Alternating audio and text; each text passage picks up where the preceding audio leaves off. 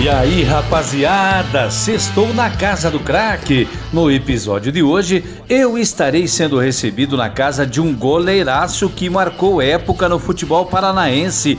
Mais um jogador que surgiu nas categorias de base do Esporte Clube Pinheiros, o Leão de Vila Guaíra, um verdadeiro celeiro de craques da capital paranaense. Campeão invicto da Taça Cidade de Curitiba pelo Pinheiros, ele também atuou no Guarapuava, no Iguaçu de União da Vitória e outros clubes do futebol paranaense. Uma resenha sensacional, com muito papo de bola e histórias sensacionais da carreira e da vida do meu grande amigo Jorge Novitzky, o Jorjão, que também jogou no futebol amador de Curitiba, sendo campeoníssimo pela equipe do Trieste Futebol Clube. Jorjão, craque dentro de campo, um exemplo de raça e superação fora das quatro linhas, um pastor de almas, homem de Deus, sempre levando uma palavra de amor, fé e carinho para as pessoas que necessitam de um conforto espiritual. Então vamos lá, tudo isso e muito mais a partir de agora. Sextou na Casa do Craque, com esta fera que marcou época no futebol paranaense, o meu grande amigo Jorge Novitzky, o Jorjão, goleiraço dos bons, mais uma cria do Leão da Vila Guaíra, torcida brasileira. Valeu, rapaziada!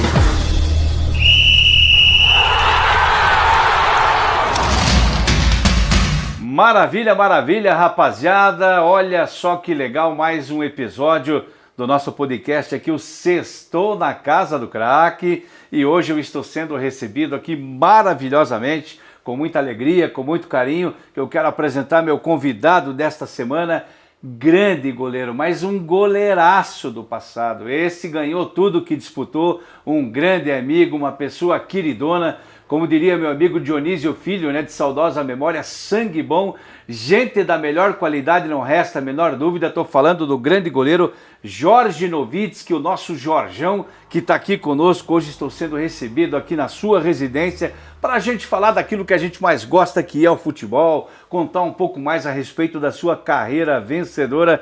Jorjão, meu brother, que saudade que eu tava de você, cara. Bom te ver, PC. Bom te ver. Que alegria poder estar aqui contigo pra gente bater esse papo.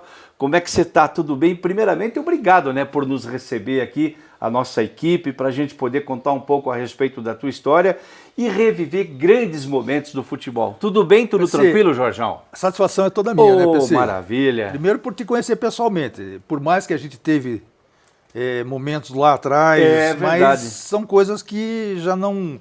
eu não lembrava mais, né? Mas nessas conversas a gente vai resgatando, vai voltando e receber vocês aqui, né? Então, para mim é uma satisfação muito grande tê-los comigo aí. Que maravilha! Como o nosso podcast aqui, Jorjão, ele é nacional, tem muita gente de fora de Curitiba, fora do estado do Paraná, que tem aquela curiosidade. O que o Jorjão está fazendo hoje? Como é que está o Jorjão? O Jorjão está aposentado? O que o Jorjão, de momento, está fazendo assim hoje em dia? Estou aposentado, né, aposentado. Uhum. Futebolzinho, jogo de vez em quando, não dá para parar. Sim, eu tenho uma certa dificuldade porque tem artrose no joelho direito, mas continuo me movimentando. Sempre mantendo. Estou mais envolvido na obra de Deus, né? Me tornei cristão já tem algum tempo. Então, família, igreja e o meu futebolzinho. Que maravilha, que coisa boa, que legal. E como que começou essa história, Jorjão? Como que foi que começou essa história com o nosso Esporte Clube Pinheiros, o Leão da Vila Guaíra? Aliás, outro dia, a rapaziada me perguntando por que Leão da Vila Guaíra, né? Essa história, ela vem lá dos tempos áureos do Savoia, né? Começou lá no Savoia porque o Savoia era um time mais modesto, não tinha tanto poder aquisitivo financeiro assim, como tinha Curitiba, Atlético, as outras equipes, e a gurizada que o Savoia utilizava da casa, da base, como já era um histórico dentro do Esporte Clube Pinheiros, do Água Verde, quando jogava contra essas grandes equipes, eles cresciam, e viravam verdadeiros leões. E a imprensa na época começou a chamar os leões do Savoia. E virou os leões da Vila Guaíra, né? Como é que começou essa história? Como que você foi parar no Esporte Clube Pinheiros lá na época? O nosso querido azulão, o leão da Vila Guaíra, Jorjão. PC, eu morava nas Mercês. Hoje é a Praça 29 de Março. Naquela época era o Campo do Puti. Eu lembro daí mais ou menos, eu tinha uns 6 anos. A gente passava por baixo da cerquinha e assistia o jogo, né? Aí depois a gente acabou se mudando para Vila Guaíra, mas antes eu fui fazer um teste, a molecada jogava bola e tal. A gente foi fazer um teste lá no Pinheiros. Cheguei numa terça-feira, falei com o Cizico, tinham 4 goleiros. Olha Ele falou, venha na quinta. Na quinta eu fui, tinha chovido. Não deu para fazer o teste também. No sábado tinha jogo à tarde. Falei, gente, muito obrigado. E aí eu acabei mudando para Vila Guaíra. E acabei estudando com o Josmar, que estudava comigo e jogava no Infanto Juvenil com o seu Hamilton Noff. Seu Hamilton. Aí naquele bate-bola de intervalo de recreio e tal, ele falou, Jorge, quer fazer um teste lá? Eu falei, assim, expliquei. Ele falou, não, vou te levar para conversar com o seu Hamilton, Hamilton Noff, né? Aí ele me levou lá numa quarta-feira, treinei na quarta, na sexta eu assinei contrato, e no sábado nós jogamos contra o Curitiba, eu já fiquei no banco. E daí, de lá para cá... Lembra que ano foi isso, Jorjão, que se integrou, passou a integrar o elenco? Eu acredito que quando eu fui conversar com o Cizico, foi em 72. 72, e daí quando eu conversei com o seu Hamilton já foi em 73, 73. Né? Daí a partir de 73 já estava com a turma do Infanto Juvenil ali. Ali você deve ter treinado, deve ter jogado no Infanto Juvenil ali com quem? Com Eros Matoso? Não, eles vieram um pouquinho depois.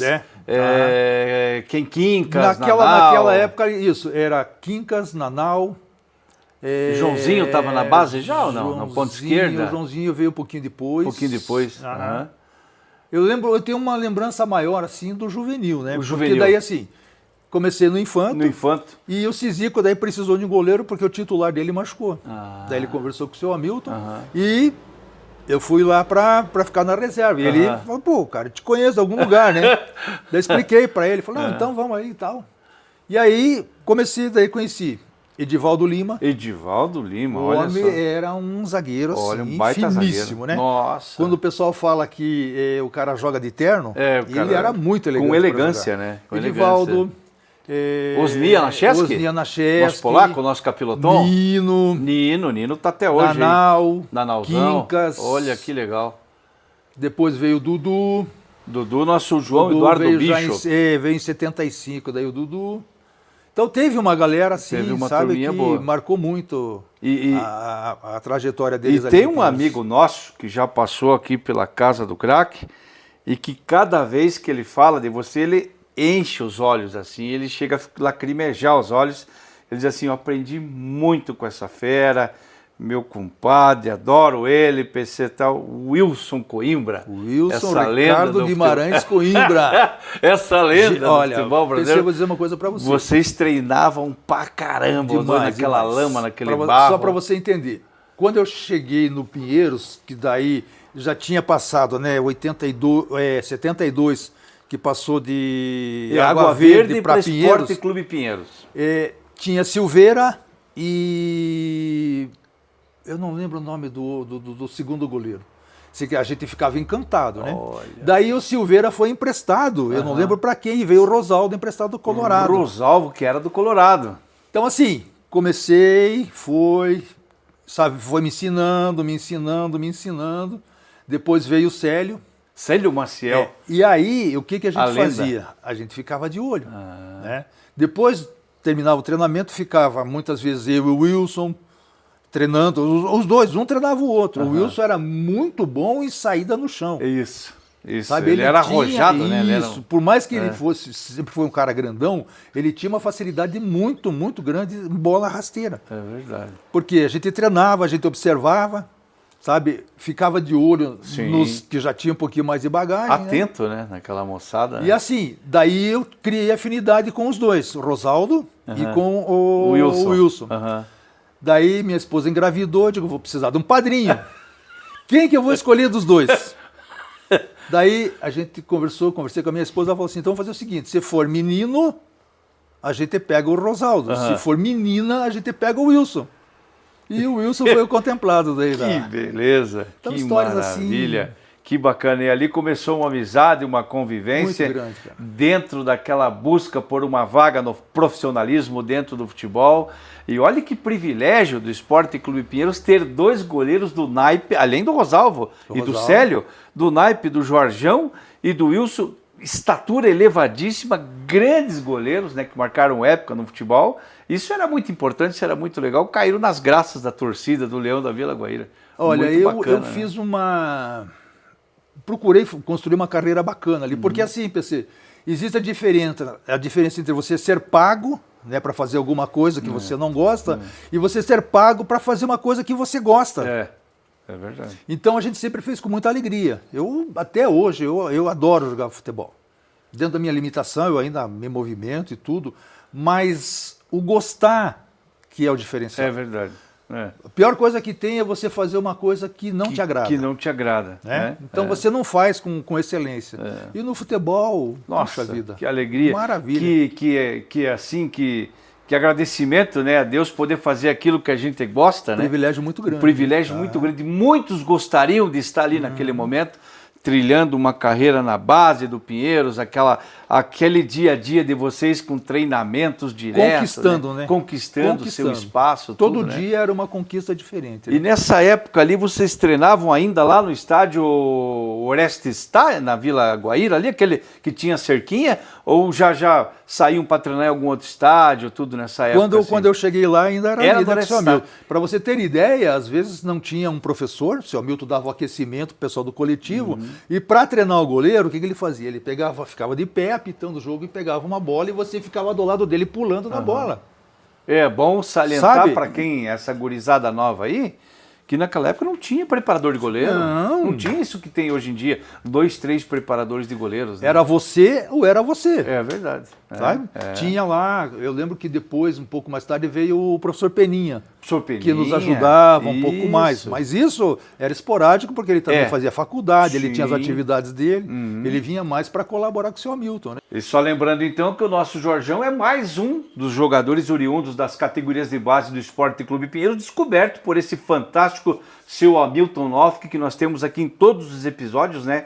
Ressaltado do trabalho maravilhoso que ele fazia, porque antes era assim, ó, era infanto, juvenil e juvenil, até chegar no profissional. Hoje é sub-20, sub-17, sub-15, sub-13, né? O cara quando chegava no juvenil ali, que estava quase chegando para assinar um contrato com o profissional, era glória para todo mundo que estava começando a trilhar um caminho e a começar a melhorar o din-din também, né?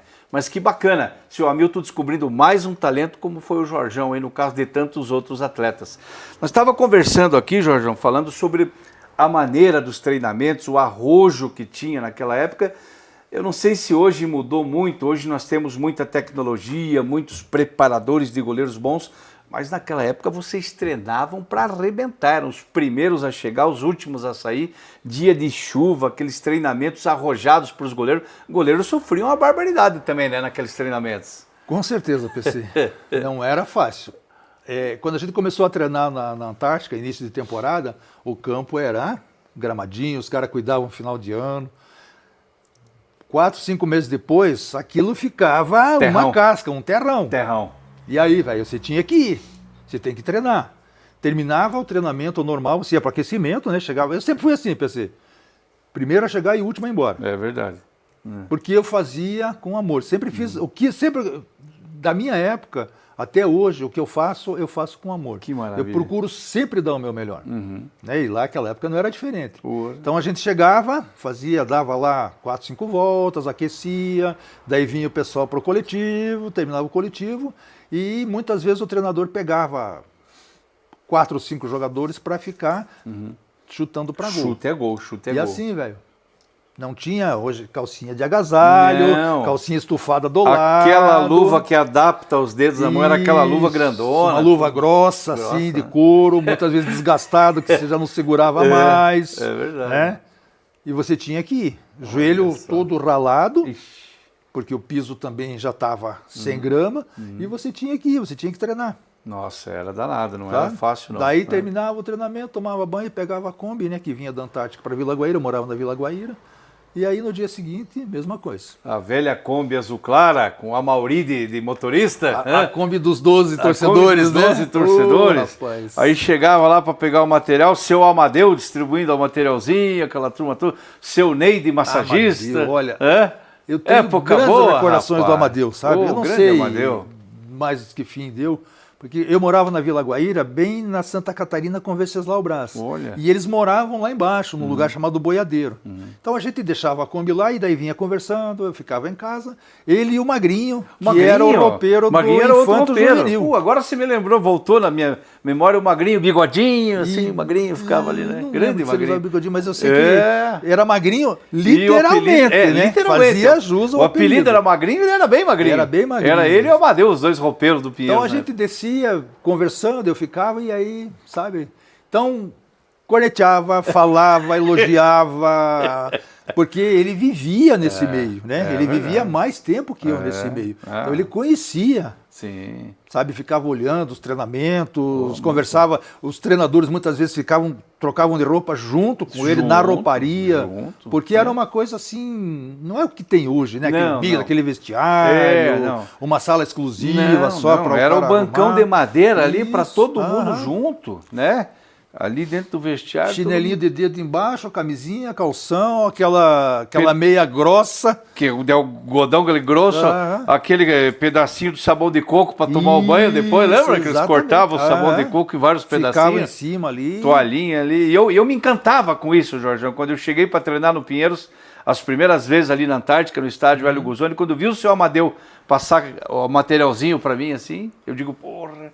E eu quando via vocês treinando lá no Operário Mercedes, os goleiros com aquele agasalhão bonito, azul, aquele moletom azul, chamava atenção. Eu vi você, vi o Wilson, vi o Dico, Rosalvo treinando, com aquele agasalhão, você diz, olha que bacana. Eu via os caras na televisão, né? E agora eu tô aqui junto com os caras, meu. Eu dizia, olha que legal. Sonho de criança se realizando. Sonho de criança se realizando, assim. E a maneira como nós éramos tratados por todos ali também era com muito respeito, com muito carinho, todo mundo. Por isso que eu digo, o Pinheiros, ele era diferenciado. Ele era diferenciado. Eu não vivi os outros times. Eu também não tive oportunidade. Mas existia uma rivalidade, não uma inimizade. Isso.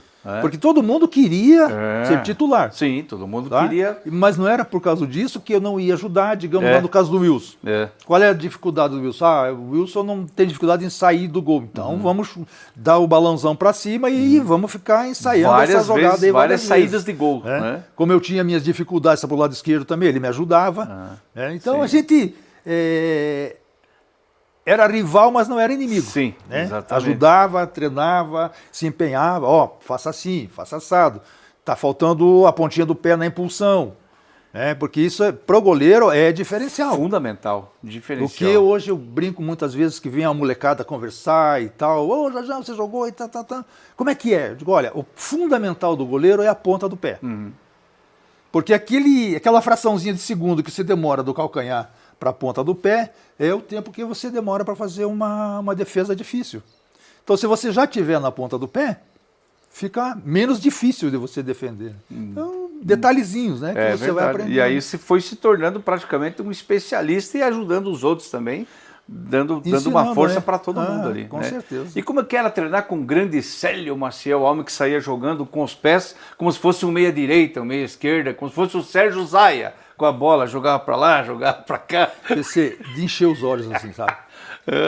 Um detalhezinho que eu acho que ninguém nunca reparou, que eu sempre reparei nele. Goleiro, quando a bola está longe, normalmente o cara dá aquela paradinha e o cara põe a mão na cintura, assim, né? Tipo asinha de xícara. Asinha de xícara. Ele não, ele pegava os 2 polegares e punha do ladinho do calção, assim. Ele apoiava os 2 polegares no calção. E outra, ele não falava muito, ele assobiava. Olha só que detalhe interessante. Ele assobiava para pedir a bola, porque assim, vem para mim. Aí o centroavante já ficava esperto e já marcava. E o assobio, o cara não sabia que ele estava assobiando. É verdade. Só que o time já sabia. Para não dar margem para o adversário. Isso. E o time já sabia que o assobiozinho era dele. Olha que legal. Então, sabe, você reparar nesses detalhes. Muito bacana. Tirar gol de bicicleta, verdade. Né? Ele tirou o gol de bicicleta, o que o Higuita fazia aí na década de 90, ele lá já na década de fazia, 70 o Celhão já fazia, né? Sem contar a habilidade que ele tinha com os pés. A habilidade nos pés era incrível, né? Para sair jogando. Goleirada hoje dá 10 passos para bater um tiro de meta. Ele dava 3 passos para trás. Olha aí, ó. E a bola chegava no mesmo lugar onde chega hoje. Olha aí, que perfeição, que bacana. Então foi uma escola maravilhosa, né? Maravilhosa. Trabalhar com o grande Célio Maciel, de saudosa memória. Um dos grandes nomes, né, do futebol paranaense, do futebol brasileiro. Sem contar a pessoa que ele era, Nossa, um cara nota fora 1000, do futebol, era uma pessoa fantástica. Caráter extraordinário. Maravilhoso, maravilhoso. Que legal poder ter convivido com pessoas assim. E você lembra, Jorjão, como que foi essa transição do juvenil para o profissional, como que aconteceu, como é que você foi chamado lá para integrar o elenco de profissionais do Esporte Clube Pinheiros? Lembra mais ou menos assim como é que foi essa passagem? Quem foi que te chamou quem era o técnico que te chamou para o time de cima? Foi o Cizico. Cizico. Saiu eu não lembro quem que era o treinador, e ele assumiu interinamente. Né? Daí o Célio não tinha vindo ainda, tinha vindo o Rosaldo, mas eu não lembro o que tinha acontecido com o Rosaldo, e eu tive que jogar. Eu não consigo lembrar direitinho como foi, assim, sabe? Mas eu lembro perfeitamente que foi o Cizico que me lançou, né? Te lançou no time de cima, no profissional. Depois daí veio o Lori, veio uma série de treinadores, né? Só que eu perdi um tempo na minha vida, né? Perdi em 75, eu fui pro quartel. Ah, você foi tirar o serviço no quartel. E aí, cheguei no quartel, o que sabe fazer? Eu falei, não sei fazer nada, sei jogar bola. Sim. Sabe carpir? Não sei. Não sabe lidar com nada? Eu digo, não sei lidar com nada, eu só sei jogar bola. Não, mas não tem problema, nós vamos ter que dispensar toda quarta-feira, é dia de limpeza no quartel, a gente dispensa. Eu falei, maravilha, né? Chegava na quarta-feira, hoje não dá, porque vai ter não sei o quê, não sei o quê. Putz, e eu nunca fui dispensado na quarta-feira. E geralmente quarta-feira tinha jogo à noite, tinha campeonato. E eu perdi muito tempo nisso aí. Um ano e pouco. Foi aí que o Wilson acabou assumindo, né? Olha, esse tempo que eu perdi, aquela história. Quem não é visto não é lembrado. É verdade. Como eu ficava fora, ele... O Wilson... Não que ele não tivesse condições, né? Não, claro. Porque... para ir para um Corinthians, para um Guarani, exatamente. É porque tem uma competência, tinha uma competência muito grande. Goleiro, né? Também, né? Mas o Wilson até contou aqui na passagem dele que você estava escalado para um clássico, acho que contra o Curitiba, e daí te seguraram para tirar serviço numa quarta-feira à noite lá no quartel, e o Wilson não estava nem concentrado. Foi chamado às pressas. Ele foi chamado às pressas para ser o titular naquela partida lá, e ganharam até do Curitiba. Ele conta essa história, que foi uma das oportunidades que ele teve num desse probleminha que você teve que ficar no quartel para ficar na guarda, lá no serviço, lá tirar serviço. 1 ano, 2 meses e 2 dias. Puta, sacanagem, né? Sacanagem. Contadinho na ponta do dedo, não vi a hora de sair. Olha só. Não, e tem um detalhezinho que, ó, é uma coisa fora do futebol. Não, manda pro ar, vamos lá. Tava noivo, e daí precisava pagar a igreja. Naquela época, não sei se hoje ainda acontece isso, naquela época não podia sair com uniforme de instrução. Não. Mas como eu servia aqui no Boqueirão, o ônibus pegava na frente do quartel, descia na Praça Rua Barbosa, e eu morava na Guaíra, pegava o Vila Lindóia, então descia de um e pegava o outro.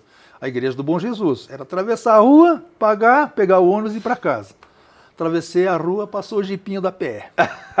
Os PE já em cima. Vamos captar ele. Entrei na igreja. Entrou na igreja.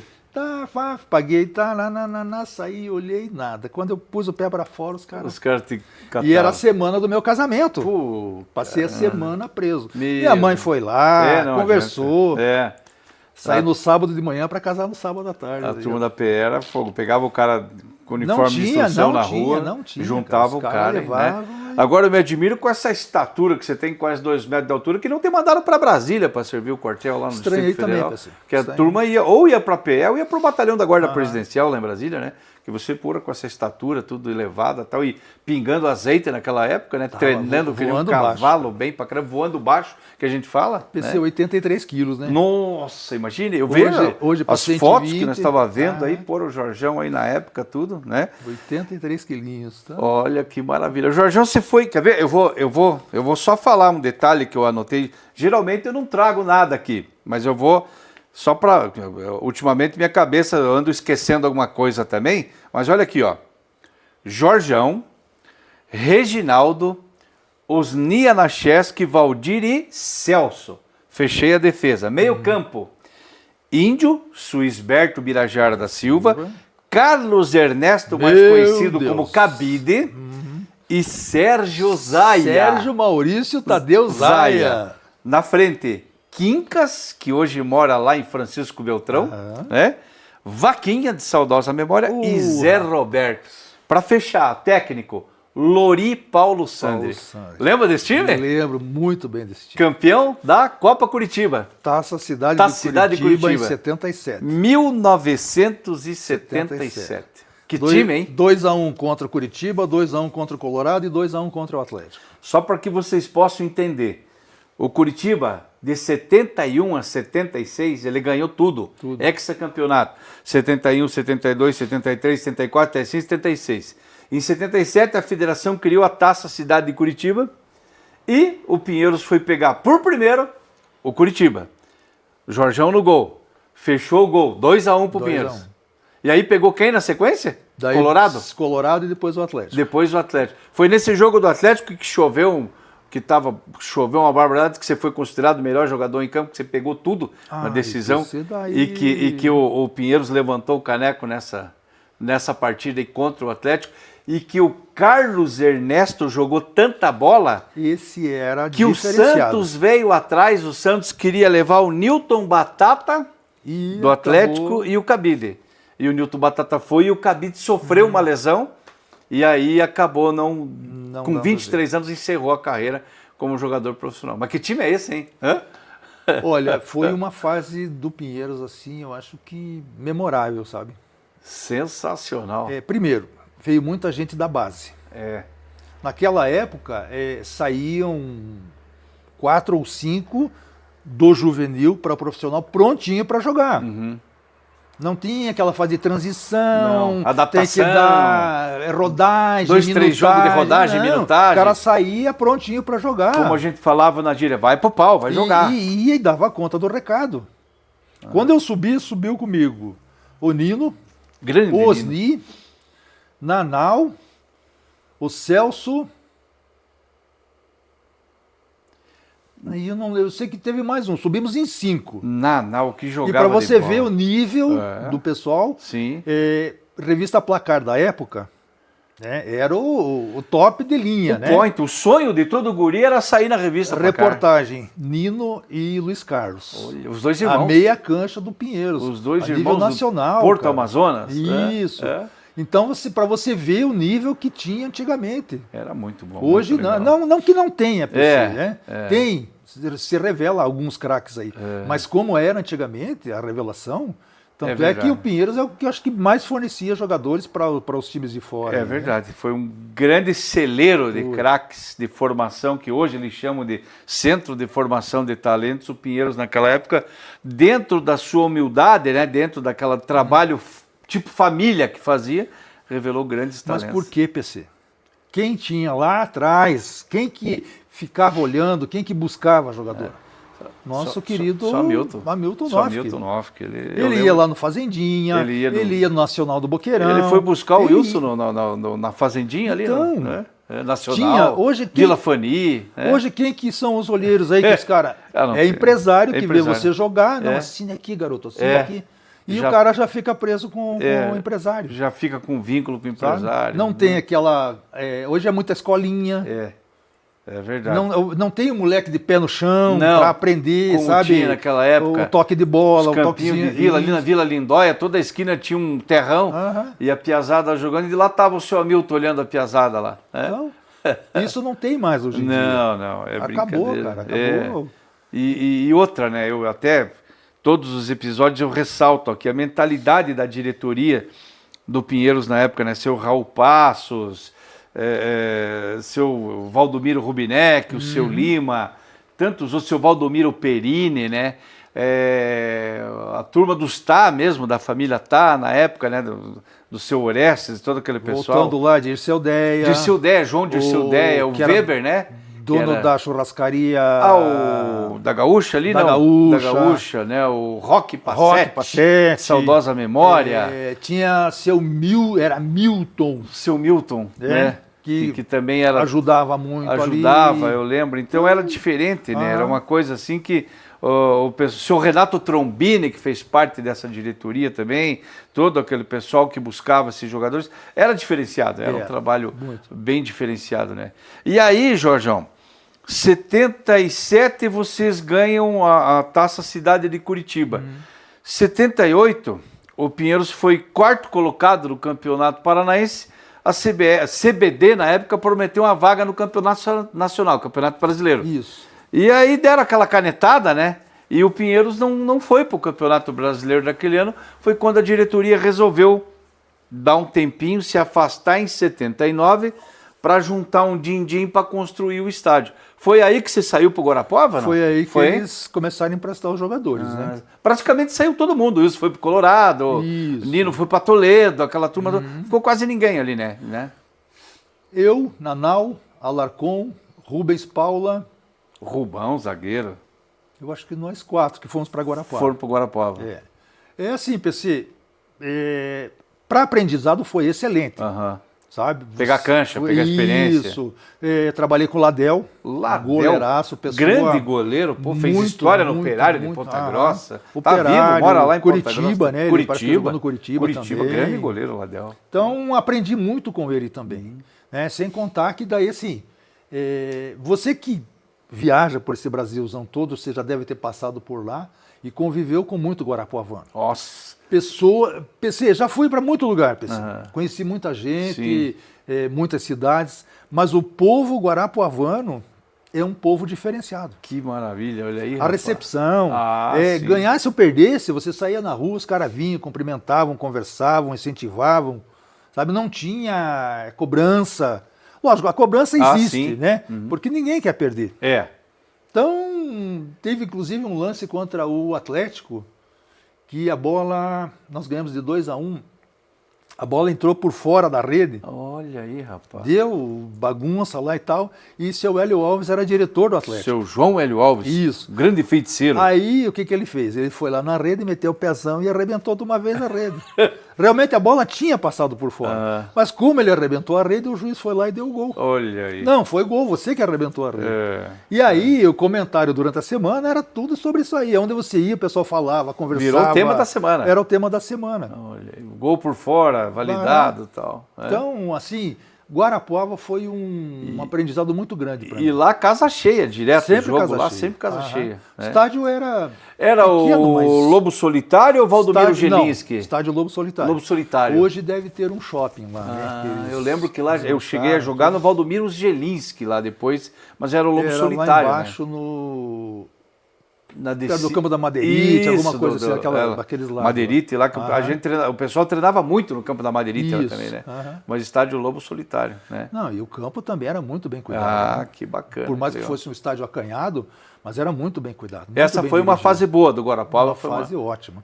Bom, para você ter ideia, eu ganhei, era sempre, quer dizer, normalmente era escolhido o melhor em campo, ganhava jantar, ganhava corte de calça, sabe? Cada jogo, eu não sei se por eu jogar tão bem, ou se o pessoal gostava de mim. Eu conto pros caras, hoje em dia os caras não acreditam que quem jogou no interior, jogava no domingo, na segunda-feira, você saía lá na praça, na cidade, o cara que tinha uma lojinha de tecido, ele queria te dar um corte pra você fazer uma calça. Exatamente. O outro queria te dar uma fruta, um coco. O pessoal gostava de agradar. Adorava, né? Adorava agradar. O pessoal adorava, né? Muito bacana, era muito legal. Chegou a jogar com o Eloir lá no Guarapuava ou o Eloir veio depois? Não, o Eloir veio depois. Veio depois. Grande ponta esquerda também, né? Nossa, muito habilidoso. Queridão habilidoso lá também. E pessoa também, né? Como pessoa.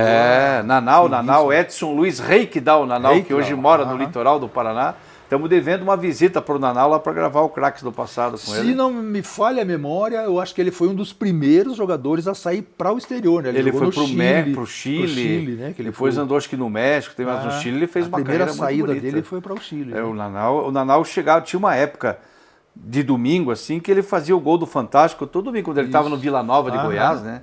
Grande Nanau, então foi teu parceiro. Tem até a história do Nanau. Nós treinávamos na Antártica e o nosso treinador era o... Bom, já lembro. Galdino Machado ou não? Não. Daí ele falava assim, ponta esquerda ou direita, chegou no fundo, para fazer o cruzamento ele tem que rolar.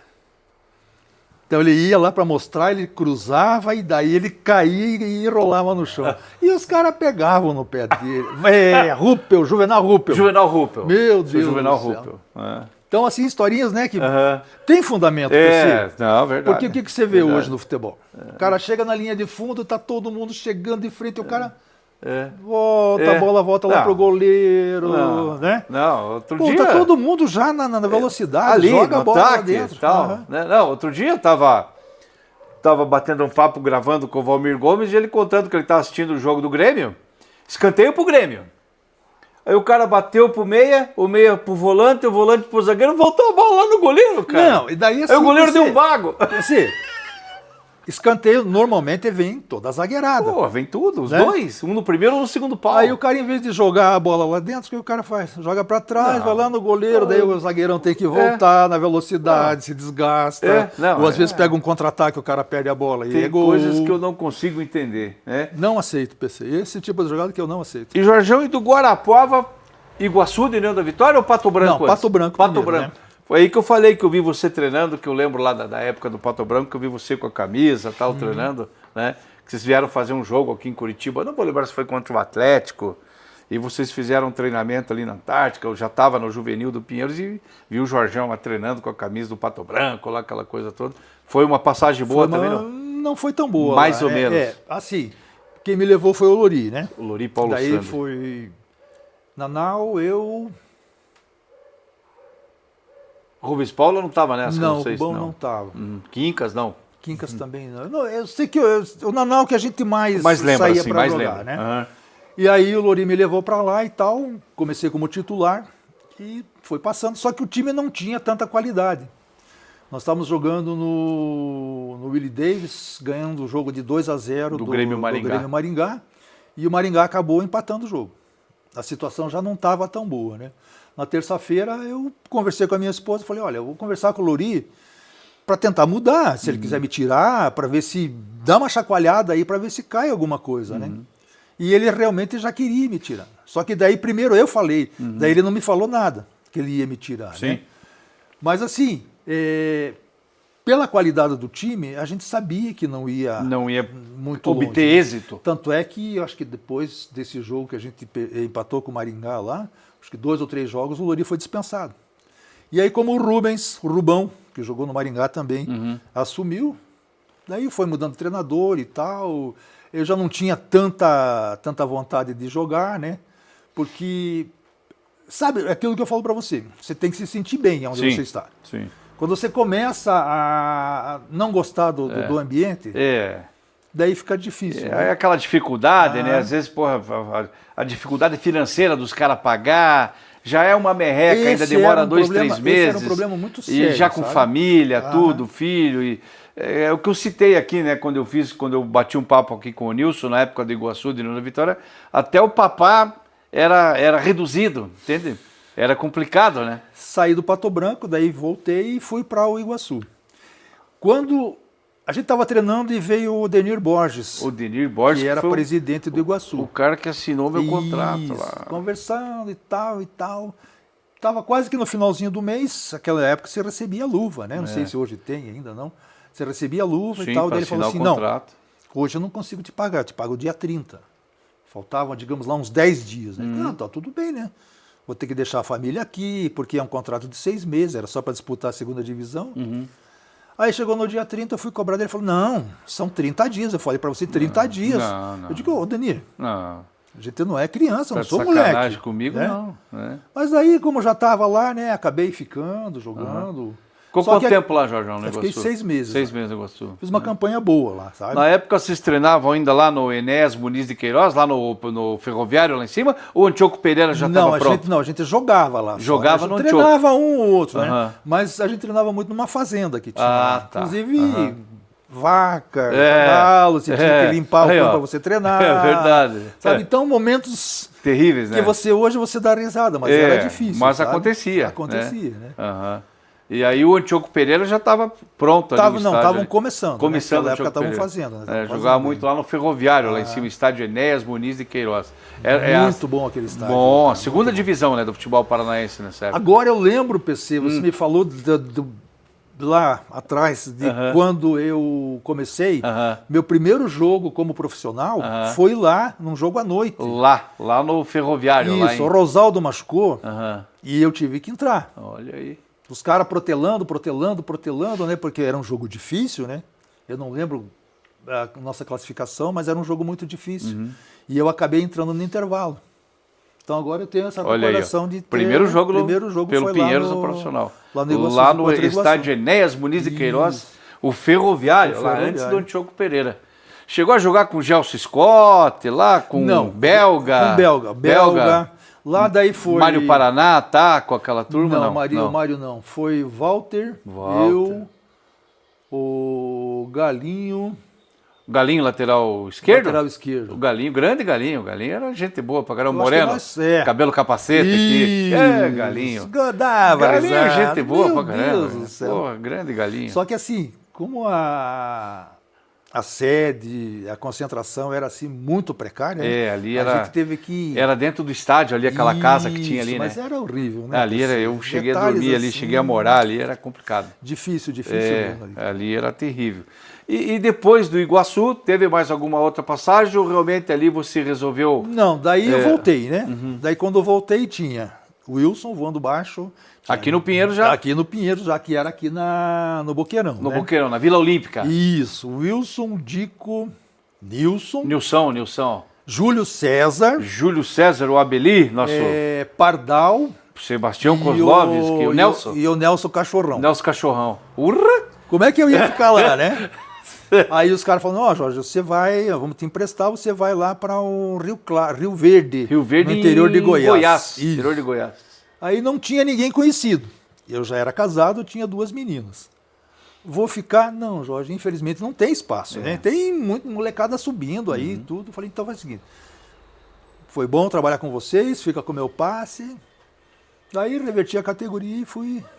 seguir outro caminho no amadorzão. E aí trilhou aquela carreira belíssima no Trieste, ganhando tudo que disputou, né? Olha, comecei no Iguaçuzinho. No Iguaçu? No Iguaçu. Joguei 2 anos no Iguaçu. Lá com o seu Pipita, com aquela turma toda lá. Isso, gente fininho. Olha. Bom, povo de Santa Felicidade é um povo muito querido. Italianada, né? Querida, é muito tudo querido, né? Lá, tudo gente boa, tudo. Daí no primeiro ano, o seu Hamilton veio conversar comigo, o Simeone. Falecido Simeone, nosso Daí queridão. eu falei para ele, Simeone, me perdoe, mas eu já assinei, tenho compromisso com o Iguaçu. Né? Daí terminou o ano e tal, ele não me procurou, eu assinei de novo com o Iguaçu. Ele falou, Jorge, vamos para lá? Eu falei, não, cara, agora... Então faz o seguinte, ano que vem você não assina com ninguém e eu vou te levar para lá. Daí quando em 83 eu fui pro Trieste. Pro Trieste. Daí lá... Eu lembro. Tricampeão metropolitano, tricampeão Taça Paraná. Taça Paraná, eu lembro que vocês tinham um time ali que era brincadeira. Eu cheguei a jogar contra vocês, ali tinham muitos atletas que jogaram comigo, estavam com vocês ali. Era você, era o Gilmar... Era o Edson Risseto, era o Cândido, o Vério, o Lara. O time era... O Catine. Nossa, era uma seleção. Gilmar, lateral direito, que era do Atlético. A Mauri, que é o irmão do Cuca, falecido agora esses tempos aí, que veio do Colorado. O Veri, que era cria ali do próprio Trieste, né? E o lateral esquerdo era o Catine, que era do Atlético. Cabeça de área era o Mané. Meia esquerda era o Cândido. Nossa! Jogava pouco? Meu Deus do céu. O Lara jogava também. Lara, meia direita. Ponta direita era o falecido Naldinho. Centroavante era o Hélio. E o ponta esquerda era o Esquerdinha. Esquerda capacete também. Então assim, não digo para você que o time era imbatível, mas era quase imbatível. Não, era um timão. Né? Porque tinha assim, e o treinador era Alfredo Gotardi Júnior. Então parece que o Simeone que jogou com a camisa do Atlético. Estudou jogadores, opa, esse se encaixa aqui, esse se encaixa ali. Sabe, ele fez um time assim. Eu lembro dessa época, o Catine que está assistindo, o Catine assiste todo o nosso programa aqui. O Catine é um dos nossos... pro Catine, né? Nosso Nivaldo Catine. Ele lembra, o Catine vai lembrar, ele tinha um Fusquinha verde. E ele ia treinar às terça e quinta lá no Trieste à noite, nós morávamos no mesmo bairro ali na Santa Amélia. Eu e o Batata, o Ademir, nós ia junto com ele e participava lá no time de baixo, depois tomava aquele Guaraná com aquele pão com bife, depois do treino, aquela coisa toda lá. E eu lembro de vocês treinando, eu lembro do Alfredo Gotardi Júnior parando o treino, continuando tudo e tal. Já era uma potência lá o Trieste jogando no Francisco Muraro. Né? Taça Paraná e tudo, né? E ali depois do Trieste, foi a última... Não, daí eu fui para o Araucária, Ah, chegou a jogar na Araucária lá? O Fantasma da Baixada lá? Isso. Estádio Nolasco Pisato? Lá embaixo, na beira do rio. Na beira do rio lá, né? Depois que chovia, ali era brabo. A parte do fundo ali, rapaz, virava hidroginástica. Exatamente. Né? Você tinha que ir com aquelas 6 travas, mas muito alta, né? E aí fui parando, né? Daí joguei no Contenda.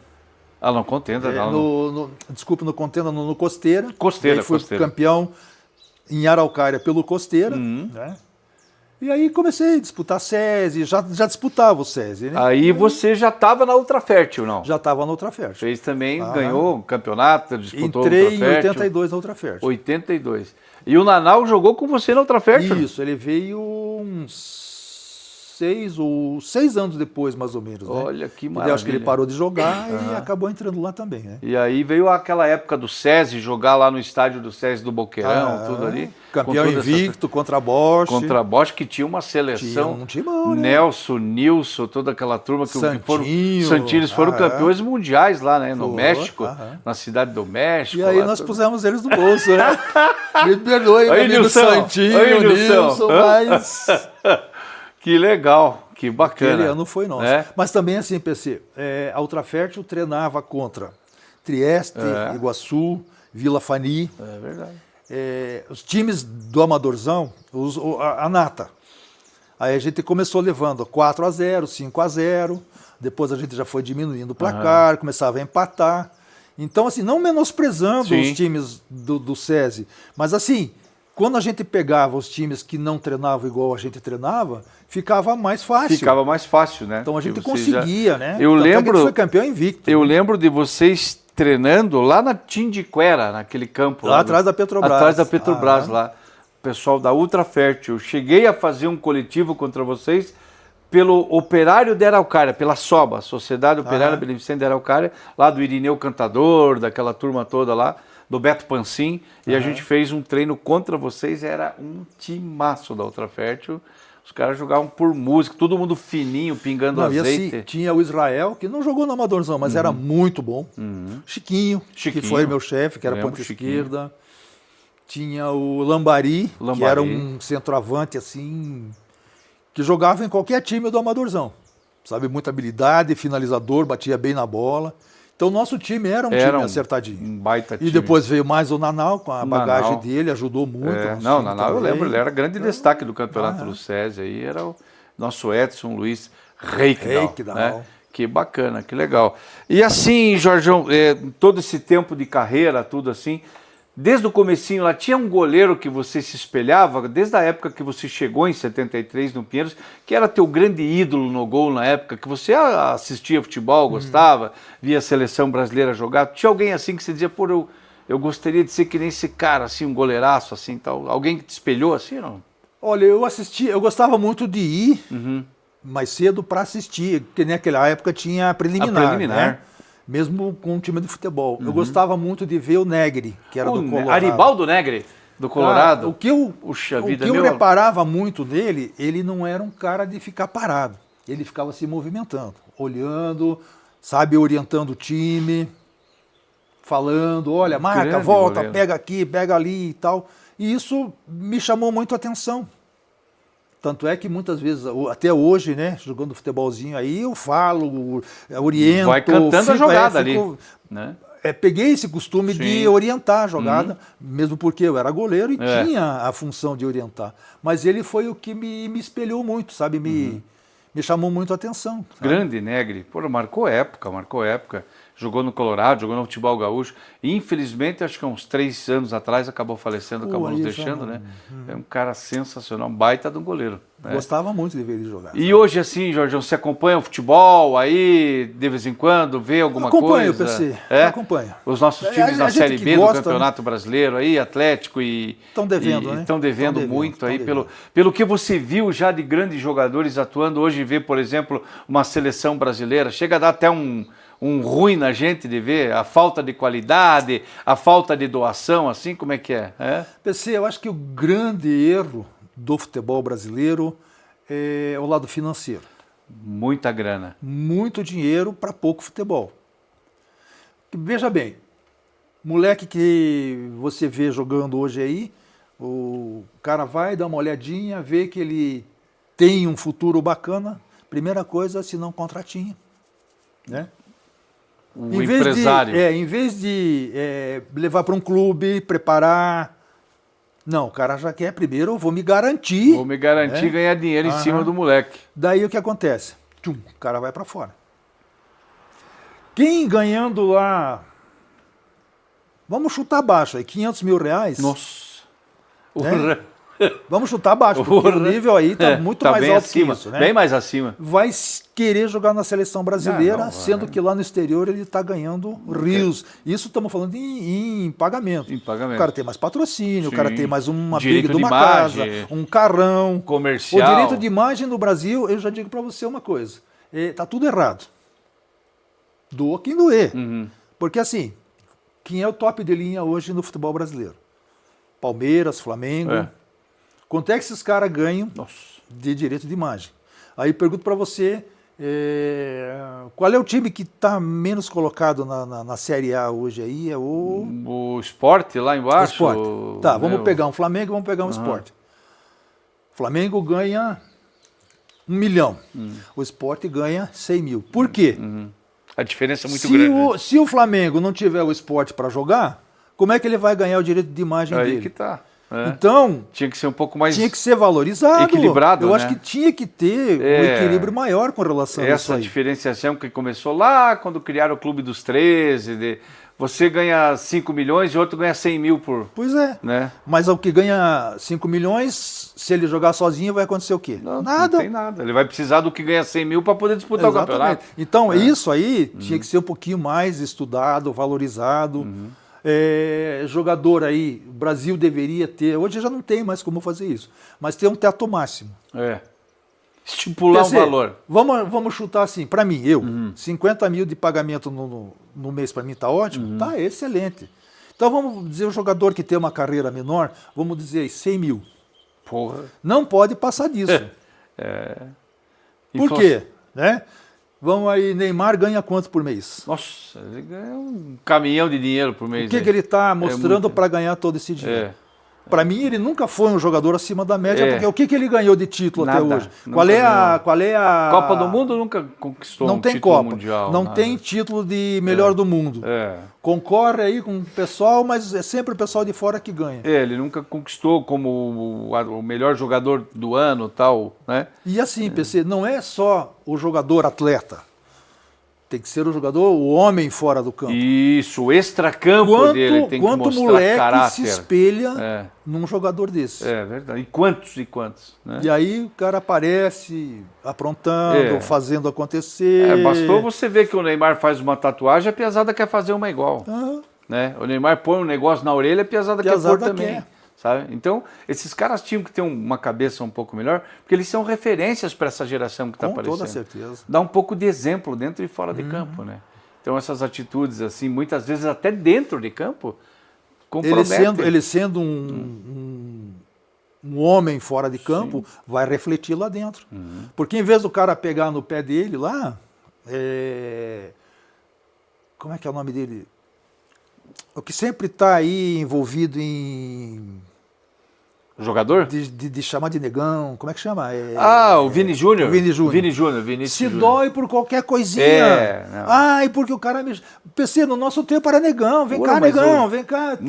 Mas e daí, cara? Aquele que foi o maior atleta de futebol do mundo, de todos os tempos, o Pelé, ele dizia, os caras me xingavam de negrão, disso e daquilo, e davam porrada em mim, e eu ia lá e fazia gol e pronto, não tinha esse mimimi, né? PC, joga com Osíris, que era a ponta esquerda do Curitiba, o Orelhudo. Orelhudo. E uma vez nós conversando, teve um menino do Palmeiras, que foram jogar não sei aonde lá, ele, porque chorando na televisão e tal. Falou, Jorjão, na nossa época não tinha nada disso. Não tinha. O cara ia pra cima, sabe, não tava nem aí. Hoje é um pessoalzinho que se dói por qualquer coisa. A gente jogava, negrão, vem cá, meu amigo, tal, isso e aquilo, não tinha nada desse negócio. Polaco, tal, isso e aquilo, tal. Hoje, sabe, essa frescura, esse troço de não poder falar nada, muito mimimi, sabe? O cara se vitimiza demais. Demais. E aí, por que o cara não ganha uma bola de na época a bola de ouro, né? Hoje é melhor do mundo, não sei o quê, não sei o quê. O cara não ganha justamente por causa disso. É verdade. A própria torcida vê que o cara fica se doendo, sabe? O cara vai jogar a bola na mão dele, ele sai do lado, não quer pegar a bola. Não, é complicado. Sabe? Mas é só um detalhezinho. Mas um detalhezinho aqui, um detalhezinho ali. Chega no final. Vai fazendo toda uma somatória de fatores ali que complica, né? Aí os caras. Tá aí o porquê que não ganha título mundial, não ganha Copa do Mundo, né? Porque que a coisa não faz acontecer. Quem foi o último, vamos pegar aqui do Paraná. O último jogador, revelação. Top, revelação do estado do Paraná. Agora tá aparecendo aqui esse menino do Atlético lá, do time atual do Atlético Paranaense. Isso, Eu acho que assim... Acho que é não é Dudu. Revelação. Bom, eu sei que é o menino do Atlético. Faz tempo que a gente não tem um Alex da vida. Aí que eu ia chegar. Né? Um meia. Não tem. Um jogador que tem aquela qualidade acima da média, acima da curva, né? Como a gente viu um Ademir Alcântara, como viu um Alex, como viu um Ribamar, né? Como viu um Dagoberto surgir no Atlético Paranaense há umas gerações atrás. O próprio também. Fubá, né? O próprio Fubá, né? Santos, Corinthians, Palmeiras, né? Palmeiras. Não Fubazão. tem, cadê esse pessoal? Hoje não tem. Cadê? Hoje está difícil, hoje está complicado. Não aparece mais. É complicado. Não aparece mais. É por isso que o nosso futebol está nessa situação, né? Jorjão, em que determinado momento da tua vida que você sentiu assim e se entregou para Jesus Cristo como um pastor de almas, uma pessoa que leva uma palavra de carinho, um homem dedicado à igreja, dedicado à sua religião, a procurar diminuir o sofrimento das pessoas, em que determinado momento da tua vida foi que você teve essa luz e começou se entregou para Jesus como um servo de Deus? Como que foi? Você ainda estava no futebol ou foi depois? Como é que foi? Não, foi depois, né? Depois? Tem uns 20 anos mais ou menos, né? Algumas dificuldades em casa, sabe? Porque assim, casal é casal, não vive 100% bem, né? Não tem casal 100%. E em algum momento daí a gente achou... A gente frequentou uma igreja lá no Juvevê durante muito tempo. Mas assim, é diferente você simplesmente ir para um culto, né? Você vai lá, faz sua obrigação, já fiz minha obrigação, então... E depois a gente veio aqui para a terceira igreja, para a terceira IPR, a gente começou a participar da programação da igreja, começou a estudar mais a palavra, e aquilo foi mexendo muito comigo. Estudo bíblico, a palavra do Senhor. Escola bíblica, seminários que tinham, sabe? Aquilo foi uma maneira de nós nos ajustarmos, nós melhorarmos o nosso relacionamento, nos ajudou em muito, né? Trouxemos a família. Que maravilha. Hoje eu tenho 2 filhas que são batizadas também. Minha neta, que tem um pouquinho mais velha, que também frequenta as células, vai nos cultos. E tem a novinha que frequenta a célula. Olha que legal. Sabe? Mas por quê? Nós decidimos, né? Nós nos entregamos realmente para Jesus. Porque existe uma diferença, como eu lá antigamente. Eu simplesmente ia, não participava, não estudava, nada. Simplesmente fazia uma obrigação. A partir do momento que você começa a estudar, se doar, ver que aquele é o caminho que você tem, que Deus escolheu para você, as coisas fluem o Divino de uma Espírito maravilha. Santo vai abrindo as tuas portas, Exatamente. abrindo e mostrando o caminho. Né? Porque é gratificante, PC. Eu tenho pessoas que sempre me procuram para conversar, para problemas 1000, né? Todo mundo tem problema. E aí o pessoal vai lá em casa, ou me ligam. Eu tenho pessoas de Fortaleza, tenho pessoas de São Paulo que eu converso. E sempre assim, dando uma palavra de conforto, uma palavra de carinho. Qual o caminho que essa pessoa deve trilhar, né? Porque você tem 2 escolhas. Você vai por amor ou você vai pela dor. Pela dor. Vai aprender por um dos dois, né? Depois que você está lá no fundo do poço, porque o fundo do poço ainda você tem um pouquinho de vida, porque tem água no fundo do poço. Mas aquilo pode se abrir um lugar, um lodo, um lamaçal, e que você daí não vai ter mais volta. Então você procura mostrar, olha, você tem que ir por aqui, você tem que entender que foi o amor imenso que Deus tem por nós, Porque assim, eu pergunto para você, você tem filhos? Você daria um filho teu para morrer por mim? Né? Então aí você já vê o tamanho do amor que Deus tem pelas pessoas. Porque não é qualquer um, ninguém vai em sã consciência, não, vou dar meu filho para salvar o PC. Não vai. Não vai. E Deus deu o filho dele. É verdade. Né? Eu imagino que na hora que Jesus estava morrendo, os anjos estavam assim... Porque quando você estuda a palavra, você tem que tentar imaginar a situação, você tem que tentar viver aquela situação, né, aquele momento. Então eu imagino que lá no céu os anjos estavam assim extremamente revoltados, por quê?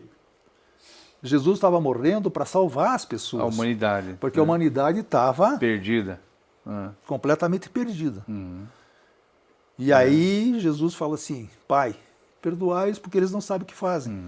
E aquilo deve ter acalmado o coração de toda aquela galera que estava lá em cima. Porque ele estava entendendo que o Pai queria salvar a humanidade. Sim. Então, se nós pararmos para pensar nisso aí, PC, você vai entender o que é que Deus quer da gente. Olha, que bacana. Ele não quer nada. Sim. Ele quer simplesmente adoração. Ele não quer dividir os méritos dele com os outros. Não.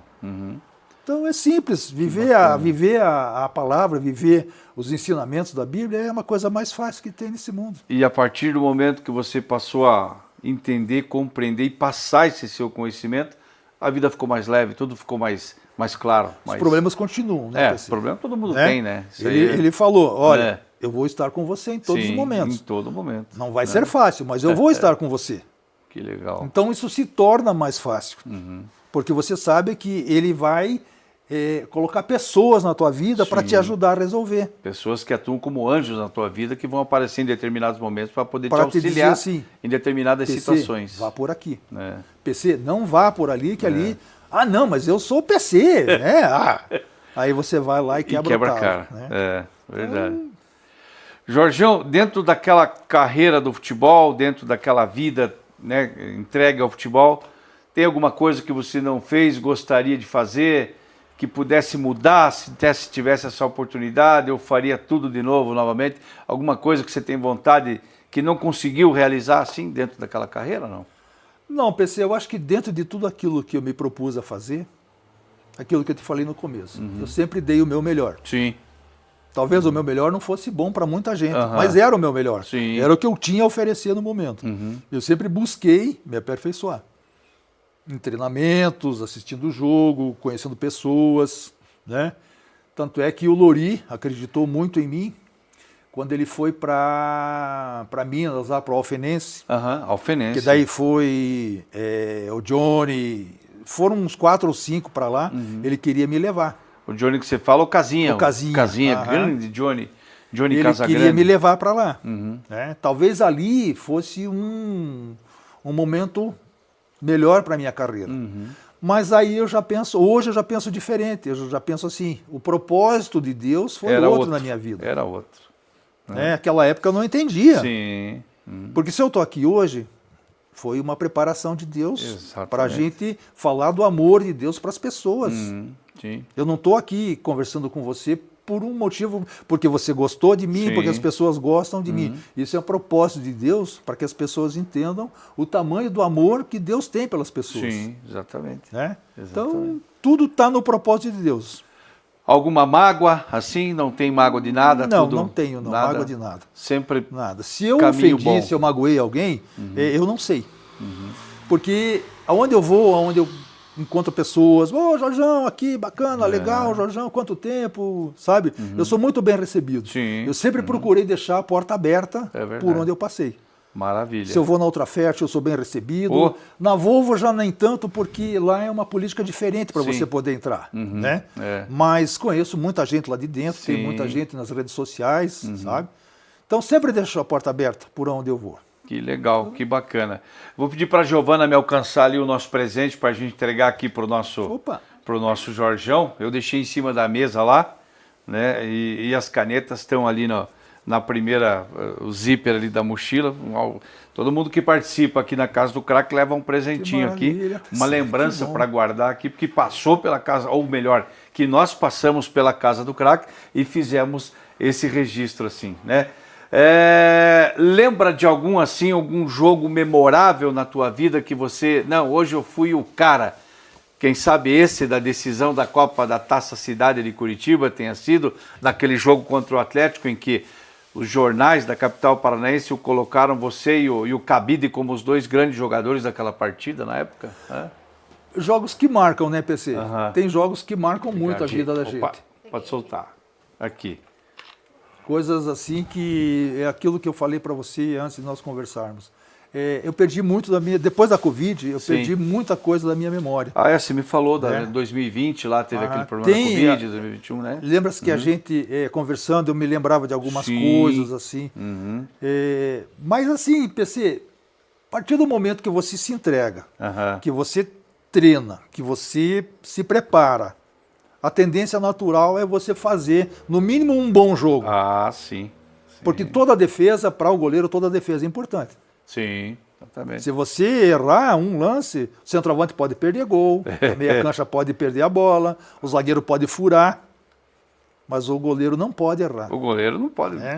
Lembra de um jogo Palmeiras, eu acho que não foi Palmeiras e alguém, que o Marcão saiu para dar aquele chutão, furou em bola.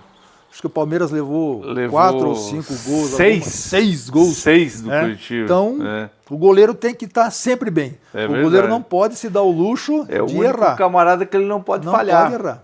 Né? Aí que tá. Tem goleiros que eu vejo, que acompanho aí, que quase a bola nunca vai no gol. Porque a defesa é forte, você pega esses grandes... Mas quando vai, ele tem que fazer a defesa... Que senão um abraço, né? Aí você tocou num assunto, PC, que eu achei que você ia perguntar e não perguntou. Os nossos goleiros, seleção brasileira. Você pega uma decisão da Copa passada, o cara entrou contra o goleiro da Argentina sozinho. Ele é o goleiro da Argentina. Foi-se o título da Argentina. O goleirão foi lá e fez a defesa. Defesa que ele fez, um título mundial. É verdade. E os nossos goleiros brasileiros? Nosso goleiro, pelo amor de Deus, aí, né? Quando você mais precisa... A bola entra. O Alisson, para mim, particularmente, para mim, o Alisson é um goleiro de time. Não é um goleiro a nível de seleção. Não. É bom e tal, mas... Eu não... Para a seleção, para quem já viu Tafarel, para quem já viu, voltando um pouco mais, lá desde a época do Félix, Emerson Leão...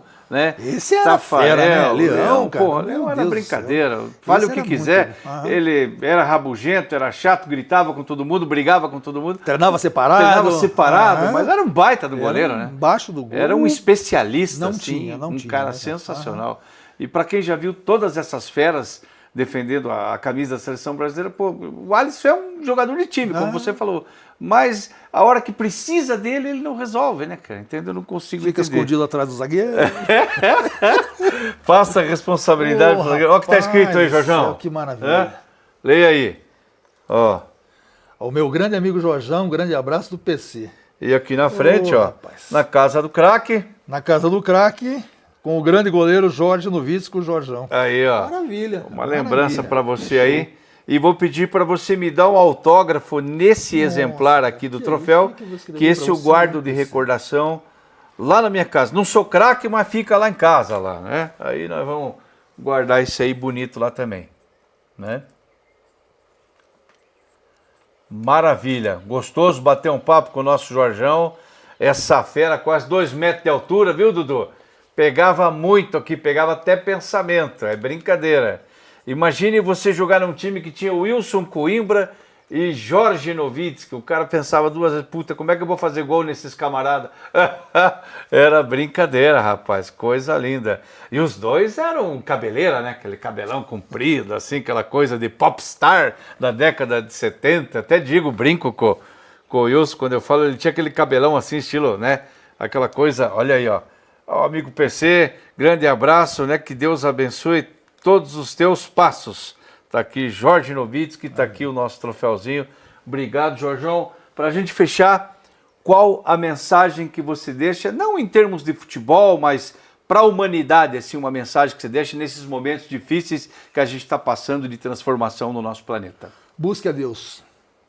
Busque a Deus, porque a única certeza que nós temos na nossa vida é a morte. Só que entre nós morrermos e até a gente chegar lá, os propósitos dele na nossa vida são muito grandes.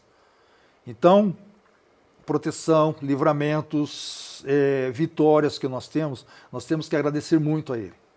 Porque é Ele que nos sustenta. É verdade. Tanto é que Ele deu o Filho dele para morrer por nós, né? Gratidão, né? Esse é Gratidão. a grande palavra. Gratidão.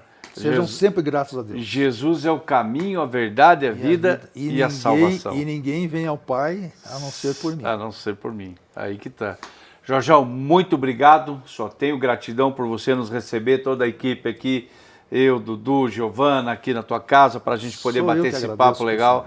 Sou muito agradecido. Você tem história, você é craque. Passamos pela casa do craque aqui, né, meu querido Jorjão. Vamos ver se bater uma bolinha, né? Vamos ver se bater uma bolinha aí, que eu tô com os dois joelhos pendurados. Vamos ver se o Osíris, o Ribamar marcam uma peladinha lá com a turma lá, nem que seja 10 minutos para nós poder... Só me avisar. Só sair na foto e depois comer aquele churrasco, Só né? sair na foto, eu acho que essa é a melhor parte do PC. Tá só certo? Sair na foto. Jorjão, Meu amigo, muito obrigado. Irmão. Tá certo? Bom te receber. Tamo receber junto. O pessoal aqui. Sabe? Maravilha? Show de bola. Sensacional. Espero que vocês tenham gostado, rapaziada, na Casa do Craque, episódio sensacional com o nosso querido goleiro Jorge Nowitzki, o Jorjão campeoníssimo por onde passou, gente da melhor qualidade. Valeu, rapaziada!